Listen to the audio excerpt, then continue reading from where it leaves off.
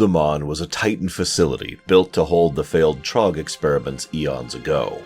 After Tyr's fall, Arcades and Ironaya continued to retreat to Uldamon, seeking ceaselessly to examine the curse of flesh and swearing to find a cure for it. As previously mentioned, they never did.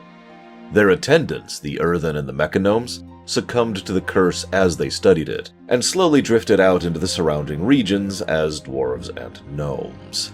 The Explorers League, eager to learn about their origins, had excavated the facility some time ago, freeing the Trogs, which among other things led directly to the fall of Gnomragon. In modern times, efforts were being made to tame the halls for proper study and safekeeping. Their first obstacle was Revelash, something of a Trog archaeologist, who goes out of his way to gather and hoard Titan artifacts. The Twilight Dark Irons were not to be outdone, and with all the interest, they presumed they could find weapons or artifacts of power within. Past them was Grimlock, the biggest, strongest, meanest of the Trogs. While crude in comparison, Grimlock is the closest thing to a Trog leader thus far encountered, and for the sake of further excavation had to be removed. This left the Watchers themselves. Obsidian and stone sentinels stood stoically, following their base programming as best they could, defending their ancient wards. Ironaya herself still resided within, in a form of an energy conservation stasis to study the curse. It is uncertain why she attacked the champions on sight. Possibly she simply presumed they were hostile intruders like so many others. Either way, Ironaya fell, leaving only Arcades. Arcades was one of the 9 keepers, the Forge Master, who had helped to craft the Old God's prison, as well as the Chamber of the Heart, and of course the Discs of Norganon.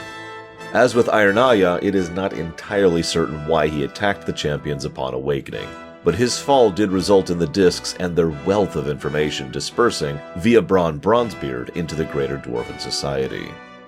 After clearing out the halls of Uldamon, the champion happened upon an odd sight. A dwarf, a gnome, and an orc sharing drinks and food as they camped out on the crags. From them, the champion learned the truth of what happened the day Deathwing came. The dwarf punched him in the face!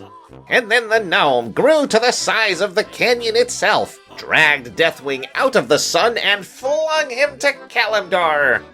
The orc took off with his motorcycle, which can fly by the way, along with some hot babes, while beating Deathwing in a knife fight. The truth revealed, the champions stumbled upon a strange goblin named Rhea. They assisted her in her studies as she was researching the old god madness that poisoned the Black Dragonflight. She spent considerable time, resources, and effort on this venture, going as far as to capture a Black Dragon matron and forcing her to produce eggs for the cause. But in the end it was all worth it, as Rhea, actually Rheastraza the Red Dragon, had produced a singular, uncorrupted Black Dragonflight egg, with the help of nearby Titan devices.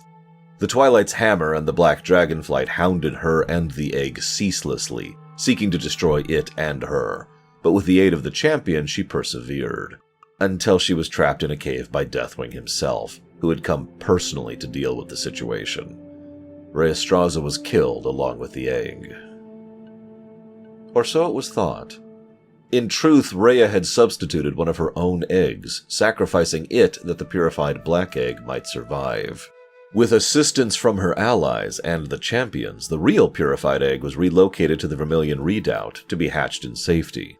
This would eventually birth one of the only uncorrupted black dragons in existence, Raytheon, who would spend considerable time and effort coordinating the death and destruction of much of the Black Flight. Oh, not for revenge, but to claim their resources and treasures that he might fund his own operations. Raytheon would be heard from again, to be certain.